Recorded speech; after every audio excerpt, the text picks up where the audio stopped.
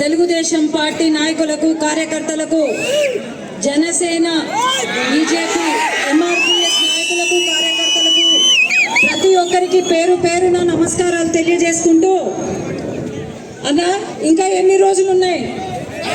5 రోజులు మనకు విముక్తి చెప్తున్నా. 5 సంవత్సరాలు చూసినాము. జగన్మోహన్ రెడ్డి పాలన ఎట్లా ఉంది? ఆయన ఇచ్చిన హామీలు నెరవేర్చారా? చెప్పండి మీరే. ఈరోజు ఎట్లా ఉందంటే పరిస్థితి, మనల్ని అడుక్కు తినే వాళ్ళ మాదిరి చేశారు వీళ్ళు. ఈ 5 సంవత్సరాల కాలంలో మన యువత ఇక్కడ చాలా మంది ఉన్నారు.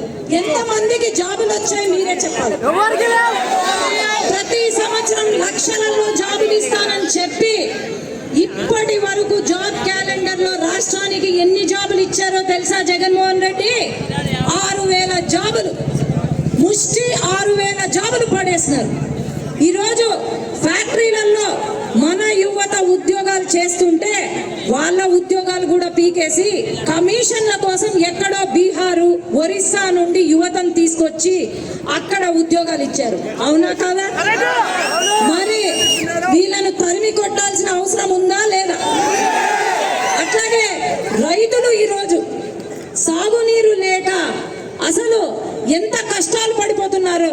జగన్మోహన్ రెడ్డి గారు అంటారు అవుకు రిజర్వాయర్ పూర్తి చేస్తాను అని అంటారు. మరి అవుకు రిజర్వాయర్ పూర్తి చేశారా? ఈరోజు రిజర్వాయర్ ఉంది, నదులు పారుతున్నాయి, చెరువులు ఉన్నాయి, కానీ చెరువులు నింపలేదు. ఈరోజు కరువు ఎందుకు వచ్చింది? సాగునీరు ఇవ్వకుండా రైతులకు నోటీసులు ఇచ్చినారు. ఏమని? మీరు పంటలు పండిస్తే మేము అరెస్టు చేస్తాము అని నోటీసులు ఇచ్చారు. మరి యువతకు ఉద్యోగాలు లేక, కనీసం రైతుకి సాగునీరు లేక, మనకు తాగడానికి త్రాగునీరు ఇవ్వని రాజకీయ నాయకులు అవసరమా మనకు? ఈరోజు రాజకీయం అంటే రాజకీయం చేయాలి, కానీ మనం అందరం ఎంతో బాధపడాల్సిన అవసరం. ఈరోజు బీసీ జనార్దన్ అన్న భార్య ఇందిరమ్మ ప్రచారానికి వెళ్తే కొంతమంది సిగ్గు లేని నాయకులు ఆమె పైన దాడి చేస్తారు. మన రాయలసీమలో ఏమంటారన్నా, మహిళల పైన దాడి చేస్తే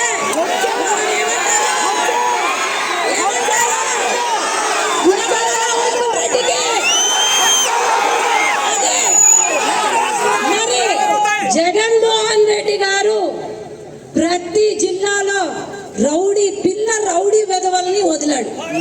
మా నందికొట్కూరులో కూడా అట్లనే వదిలాడు, ఇక్కడ అట్లనే వదిలాడు. వాళ్లకు చదువు సంధ్యలు ఉండవు. ఈరోజు రాజకీయం చేయాలంటే నువ్వు మగాడివైతే మగవాళ్ళ పైన రాజకీయం చేయి,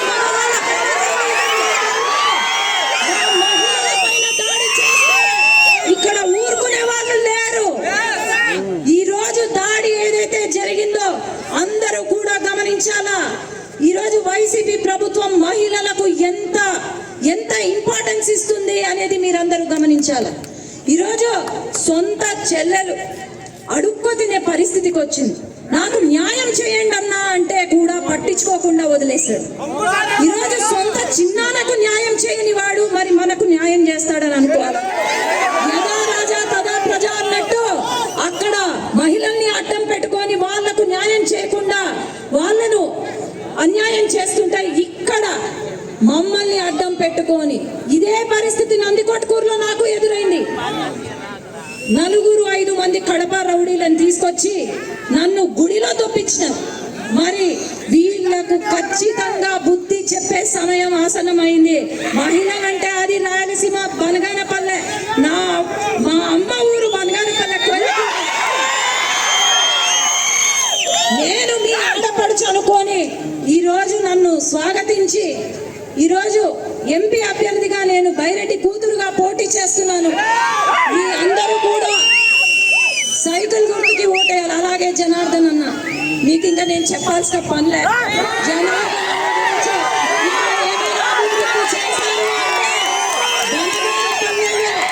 ఏమైనా అభివృద్ధి జరిగింది అంటే అది జనార్దన్ అన్న వల్లే తప్ప ఆడ రామిరెడ్డి కాదు, లేకపోతే ఓబుల్ రెడ్డి ఆయన